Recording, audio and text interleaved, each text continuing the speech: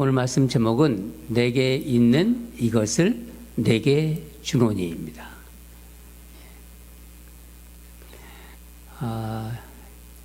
여러분에게 한 가지 묻겠습니다. 복음서에 제자들이 나오지 않습니까? 이 복음서에 나오는 제자들과 이 사도행전, 우리가 지금 사도행전을 보고 있는데 사도행전에 나오는 제자들이 같은 사람인가요?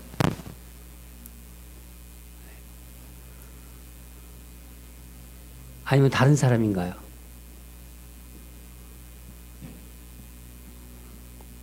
여기 대답이 없으세요? 예, 너무 당연한 질문을 하니까 좀 너무 이상한 질문을 한다 이렇게 생각을 하시는 것 같아요. 근데 이 사람은 같은데 달라졌어요. 달라졌습니다. 이제 오순절에 성령을 받고 이들은 더 이상 그 어떤 복음서에 나오는 그 겁 많고 뭐 막 그냥 소심하고 도망가고 그런 제자들이 아닙니다. 이제는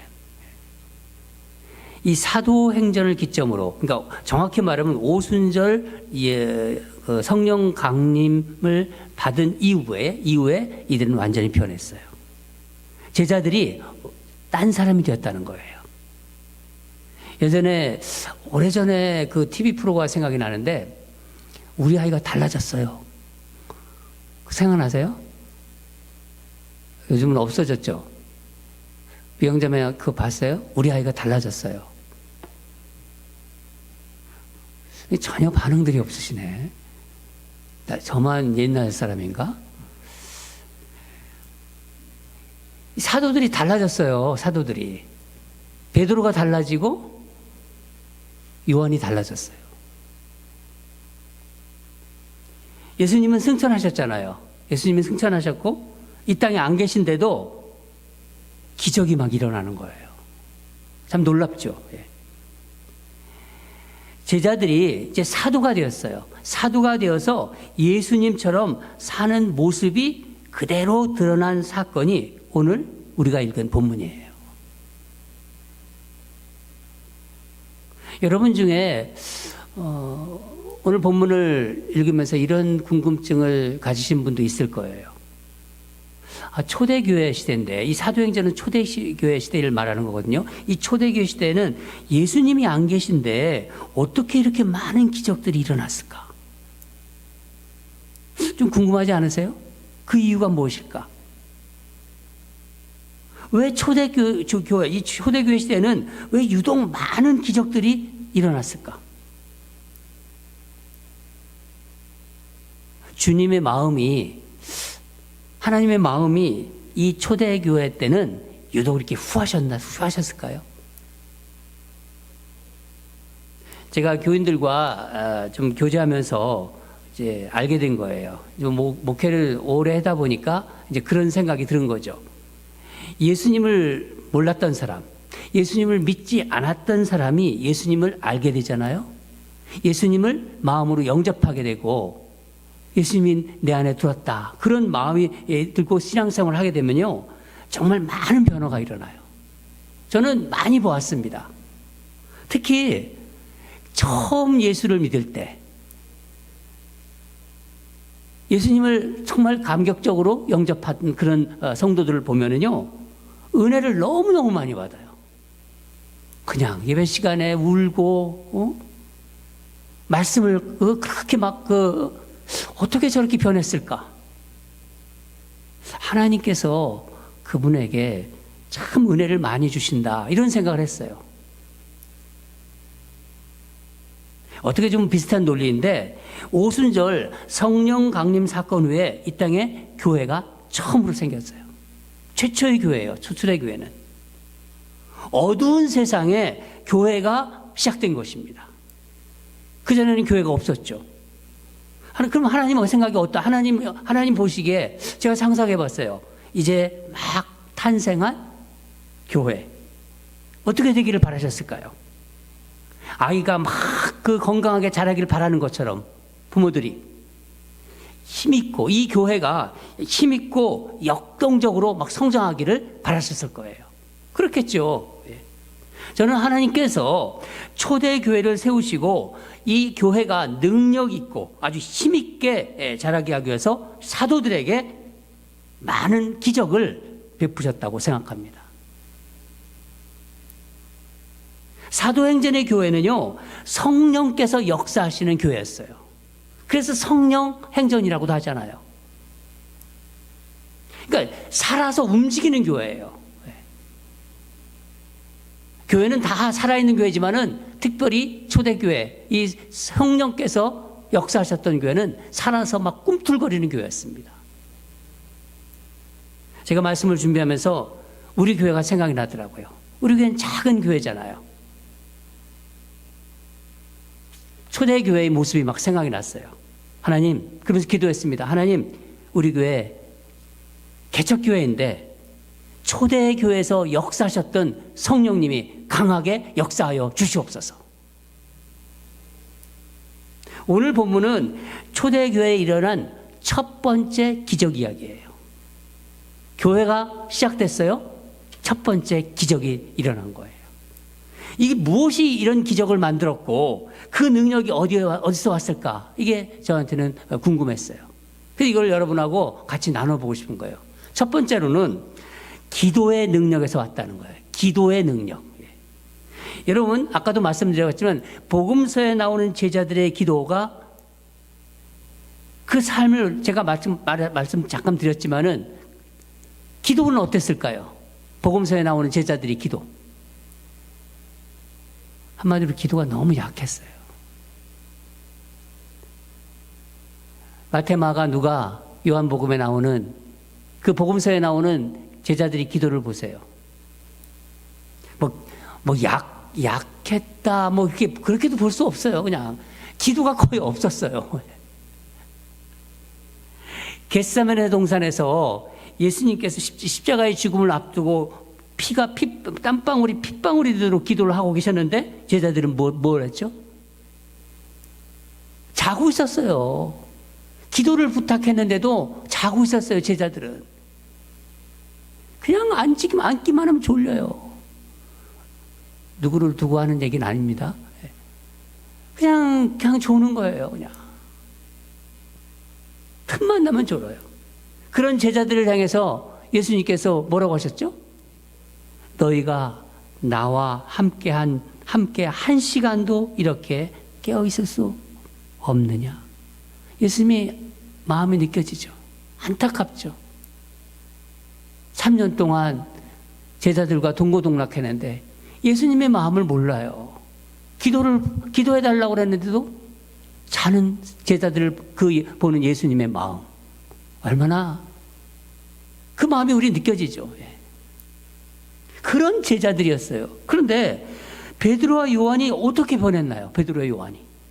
본문 1절을 한번 보겠어요. 본문 1절을 보면은 제9시 기도 시간에 베드로와 요한이 성전에 올라갔어요. 무슨 말인가요? 기도 생활이 달라진 거예요. 정기적으로 기도했다는 겁니다. 제9시. 사도행전 10장을 보면은요, 베드로가 제6시에 기도했다고 그래요. 지붕에 올라가. 그럼 제6시면은 낮 12시예요. 정기적으로 이것도 기도한 것입니다. 유대인들처럼 하루에 3번 시간을 정해놓고 기도를 한 거예요.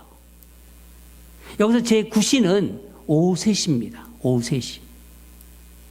하루에 3번 시간을 정해놓고 장소를 정해놓고 기도를 했던 것입니다. 규칙적으로 성령 안에서 기도했고 기도할 때마다 성령님의 임재를 체험했어요. 사도들은. 여러분, 시간이 나면, 시간이 있으면 기도하는 사람과 그 시간과 장소를 정해놓고 기도하는 사람 중에서 누가 제대로 정말 지속적으로 기도하는 사람일까요? 나는 무시로 기도해. 기도 많이 하는 것 같죠? 사실은 그렇지 않습니다. 이 신앙생활에 기본기가 잡혀있는 사람은 시간과 장소를 정하고 규칙적으로 기도합니다. 기도에, 그 사람 안에 기도의 시스템이 되어 있는 거예요. 기도가 중요한 거예요. 하나님과의 만남, 하나님과의 대화가 자기의 삶에서 그만큼 중요하다는 것입니다. 규칙적으로 기도하는 사람은요, 지속적으로 기도합니다. 항상 그 시간, 그 자리에. 왜? 다른 거를 제쳐놓고 그 기도가 가장 중요하니까. 대가를 지불하는 거죠, 대가를. 대가를 지불하지 않고는요, 기도하지 못해요. 삶의, 기도가 그러니까 삶의 패턴이 되는 거예요. 기도가 점점 쌓이게 됩니다. 기도가 축적됩니다. 삶의 기도의 능력이 나타납니다. 다니엘서 이런 기도를 했던 사람이 나오죠. 다니엘서 6장을 보면요, 다니엘이 기도하는 모습이 나와요. 다니엘을 모함하고 다니엘을 죽이기 위해서 어떤 조서가 나옵니까? 왕 이외 어떤 신이나 사람에게 구하면, 기도하면 사자굴에 넣어질 것이라는 조서가 딱 선포가 돼요. 조서가 선포됐음에도 불구하고 다니엘이 어떻게 기도하죠? 늘 하던 대로. 다니엘서 6장 10절을 보면은 다니엘이 이 조서에 왕의 도장이 찍힌 것을 알고도 자기 집에 돌아가서는 윗방, 다락방이라는 거, 위에 있는 방, 다락방에 올라가 예루살렘으로 향한 창문을 열고 전에 하던 대로 하루 3번씩 무릎을 꿇고 기도하며 그의 하나님께 감사하였더라. 여기서 아까 말씀드린 하던 대로 정기적으로 규칙적으로 기도했다는 거예요. 그럼 예수님은 어떻게 기도하셨죠? 습관에 따라 기도했어요. 예수님도 정기적으로 규칙적으로 습관에 따라. 사도들의 기도는요, 이제 습관이 된 거예요. 삶에 달라졌잖아요. 완전히 달라졌잖아요. 그들의 삶의 중심에 기도가 딱 자리 잡힌 거예요. 당연히 기도의 능력이 나타나고 기도의 영성이 나타납니다. 베드로와 요한, 그날도 기도하러 성전에 올라가다가 평소에는 주목하지 않았어요. 그냥 지나갔던 사람이에요. 그런데 그 성전 미문에 앉아있던 사람, 미문이라는 것은 아름다운 문이라는 뜻이에요. 예루살렘에 많은 문들이 있는데 가장 아름다워서 미문이라고 이름을 지은 거예요. 그 미문에 앉아서 날 때부터 걷지 못하는 한 이 거린을 주목합니다. 그러니까 어떻게 된 거죠? 기도하러 가다가 이 사건을 만난 거예요. 이 사건이 일어난 거죠. 그렇지 않아요? 여러분, 이 날 때부터 걷지 못하는 이 거린을 그날 처음 성전 앞 미문, 그날 앉아있던 게 아니에요. 그날만 있었던 사람이 아닙니다. 성전에 들어가고 나가고 하는 사람들을 그 앞에서 구걸했던 그런 거린이죠. 매일매일. 근데 어떤 일이 일어났나요? 3절 4절 보면은 그가 베드로와 요한이 성전에 들어감을 보고 구걸하거늘 베드로와 요한이와 더불어 주목하여 이르되 우리를 보라 하니, 그런 말이 이 3절과 4절입니다. 전에는 그냥 지나갔잖아요. 지나갔는데 베드로와 요한이 그를 주목하는 거예요. 왜 그냥 지나가지 않았을까요? 그날따라 성령께서 그들의 발을 세우셨기 때문입니다. 기도를 늘 해왔어요. 기도가 쌓여져서 영적으로 민감해진 거예요. 하나님과의 늘 대화 속에서 하나님의 마음을 아니까 그날따라 그 거린이 다르게 보였던 것입니다. 평소 주목하지 않았던 사람을 주목했기 때문이에요. 주목했던 것입니다. 마음이 끌리고, 전에도 봤지만은 그날은 마음이 끌리고 또 불쌍하게 보이고, 이게 뭐예요? 예수님의 긍휼한 마음, 분명히 긍휼한 마음이죠. 늘 주님과 교통했기 때문에 예수님의 일을 행하시고자 하는 그 마음이 일어난 거예요.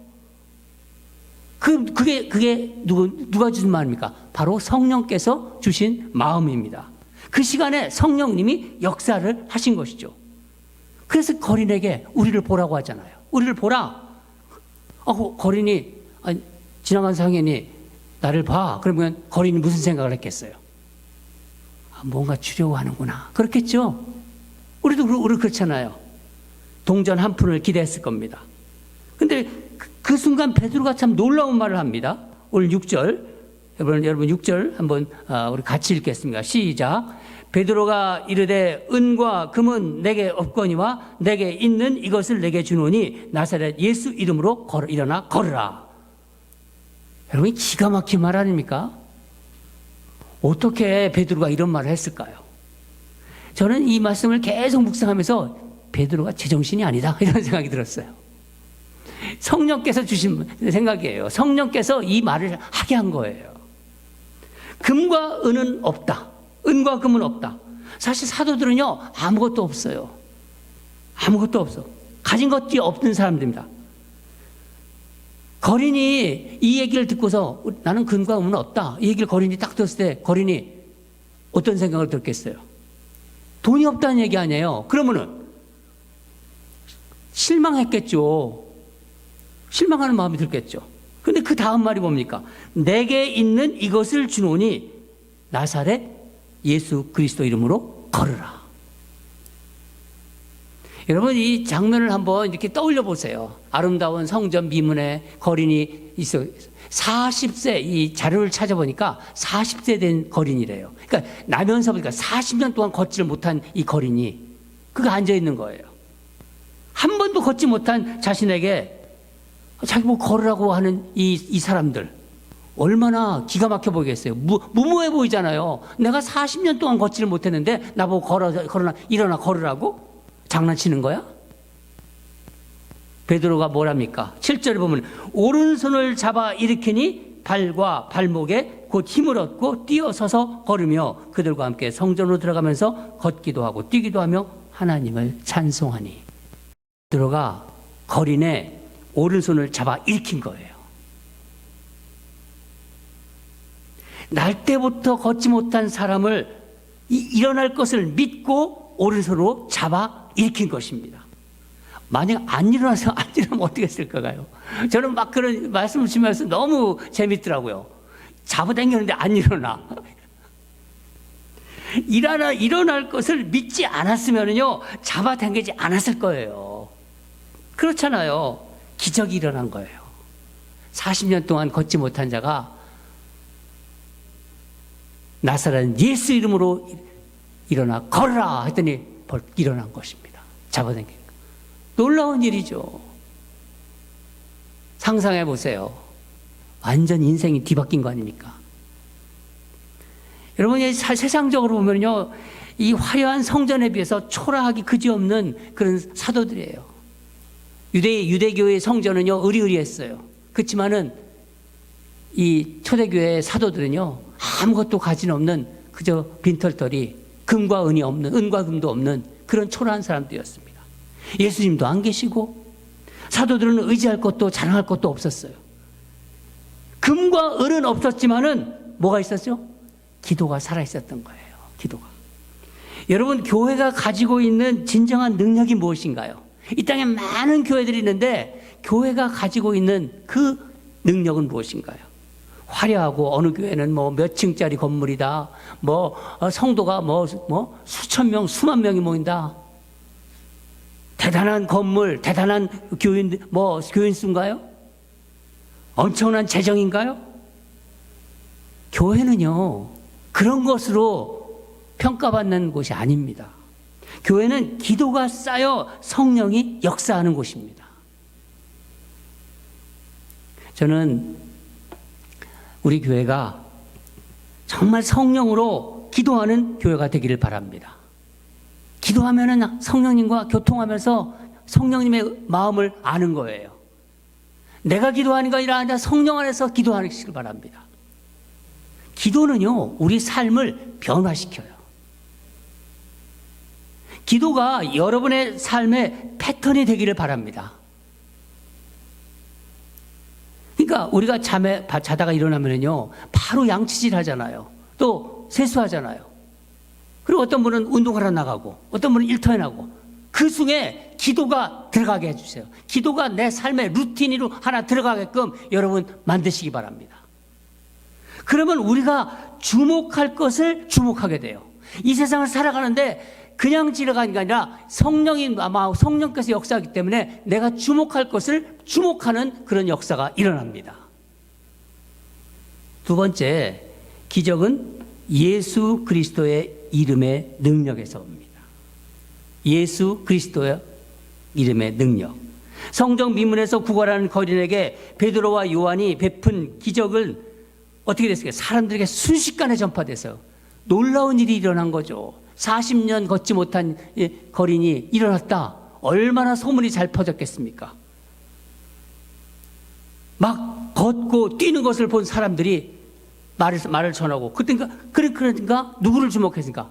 누가 일으켰냐? 베드로를 주목하게 되었습니다. 백성들이 놀라서 몰려옵니다. 그렇겠죠. 당연하죠. 날 때부터 걷지 못한 사람이 갑자기 일어나 걷고 뛰고 하는 것이 얼마나 대단한 일입니까?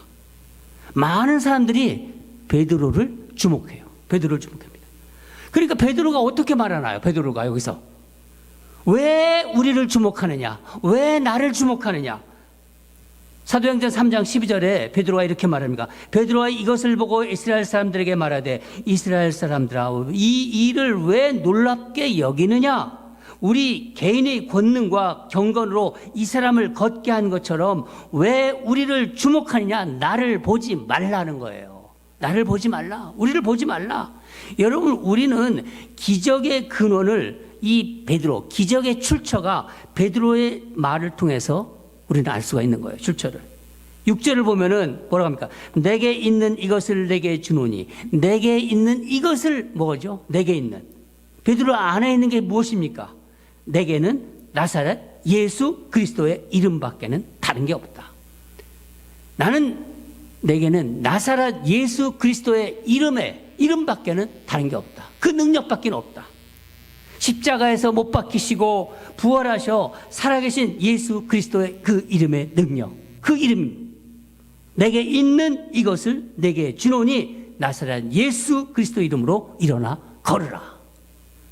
오직 예수 그리스도의 이름의 능력이 이 사람에게 역사한 거예요. 다른 게 역사한 게 아니에요. 돈이 역사한 게 아니고 물질이 역사한 게 아니고 금과 은이 역사한 게 아니고 오직 나사렛 예수 그리스도의 이름의 능력이 역사한 것입니다. 베드로가 분명하게 말하지 않습니까? 16절을 보면은 3장 16절을 보면 그 이름을 믿음으로 그 이름이 너희가 보고 아는 이 사람을 성하게 하였나니 예수로 말미암아 난 믿음이 너희 모든 사람 앞에서 이같이 완전하게 낫게 하였느니라. 나 베드로 아니다. 내 안에 계신 예수 그리스도 이름의 능력이다. 여러분, 이 베드로의 선포는요, 우리를 흥분하게 해요. 그렇죠? 흥분하게 하지만 또한 한편으로는요, 좌절시키는 말도 돼요. 여러분 생각해 보세요. 저도 그렇고 여러분도 그렇고 예수님을 믿고 있지 않습니까? 그렇죠? 또 예수님을 주님이라고 고백하잖아요. 그렇죠? 우리 안에 하나님의 영, 성령님이 계신 것을 우리는 믿습니다. 예수 그리스도 이름의 능력을 믿습니다. 그런데 우리에게는 왜 이런 기적이 일어나지 않죠? 감기 걸려도요, 감기 하나 제대로 못 고쳐요. 오래전에 제가 섬기던 교회에서 이 신유 집회가 매주 월요일마다 있었어요. 이게 신유의 은사가 있는 미국 목사님이 이제 그 집회를 인도하셨는데 가끔 이 병 고침에 역사가 일어났어요. 어쩌다가 일어났습니다. 대단하죠, 그래도. 그때 이제 그런 얘기가 막 교회에 막 소문이 나고 그러니까 어느 성도님이 점심에 저한테 이러더라고요. 목사님도 해보세요. 그래서 저는 그 얘기 듣고 나도 한번 해봐야지. 순진하게. 근데 좌절감이 막 들더라고요. 갑자기 그 좌절감이 쫙 밀려오더라고요.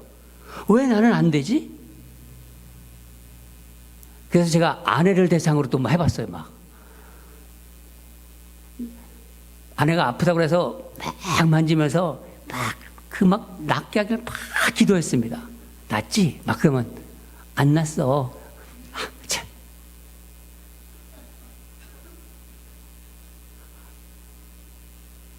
그때 저는 사실 굉장히 지금 우습게 얘기를 하지만요, 굉장히 심각했어요. 나도 복사하고, 나도 예수님 믿고, 내 안에 성령님 계신 거 있는데, 왜 나는 안 고쳐지는 거야? 나는 왜 못하는 거야?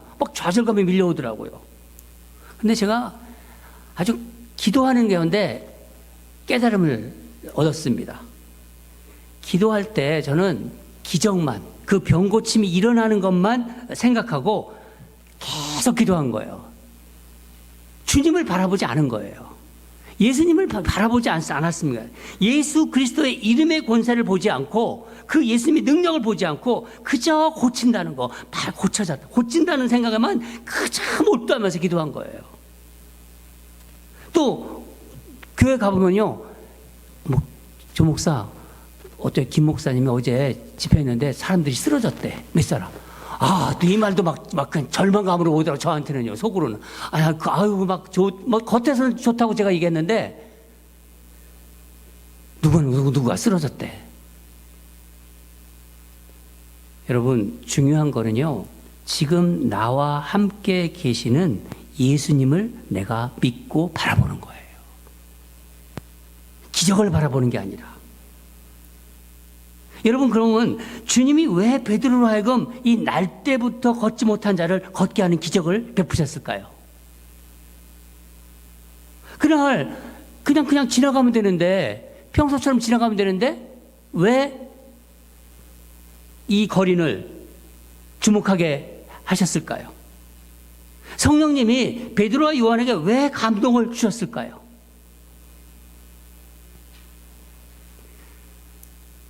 초대교회 아무것도 없었어요. 은과 금이 없는 이 초라한 초대교회에 예수님께서 살아서 역사하신다는 것을 사람들이 보고 믿게 하기 위해서인 거예요. 기적 자체가 중요한 게 아니라. 실제로 어떤 일이 일어났나요? 그날 베드로의 설교를 듣고 5,000명이 예수님을 믿게 됩니다.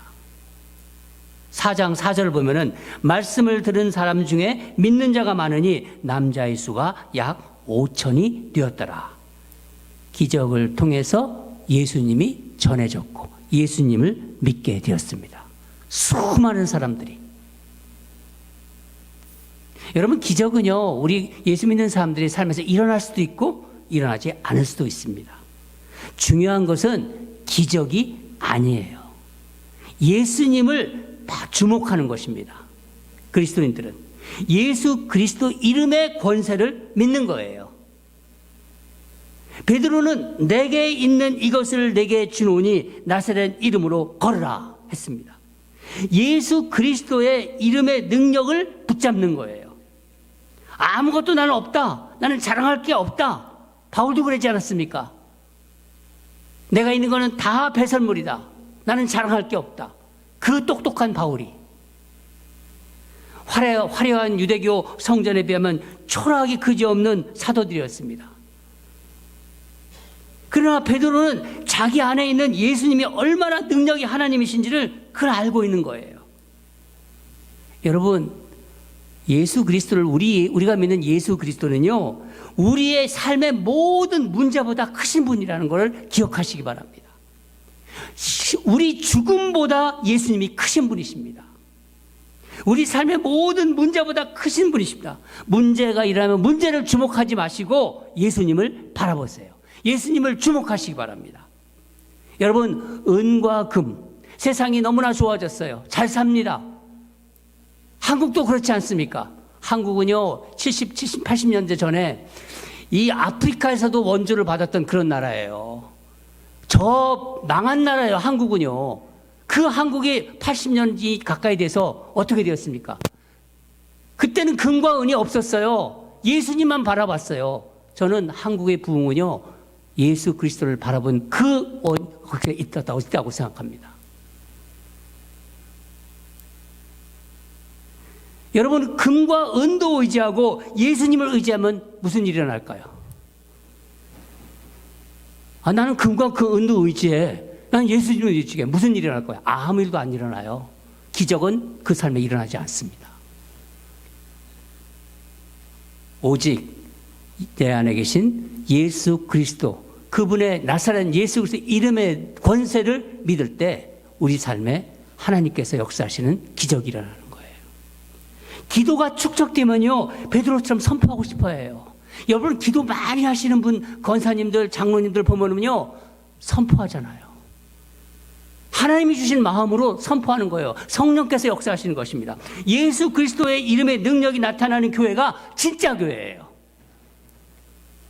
오늘날 교회는요, 초대교회보다 가진 게 너무 많아요. 많은 거 있지만은요, 예수 그리스도의 이름의 능력이 나타나지 않습니다. 저는 우리 교회가 다른 것보다도 예수 그리스도의 이름의 능력을 주는 교회가 되기를 원합니다.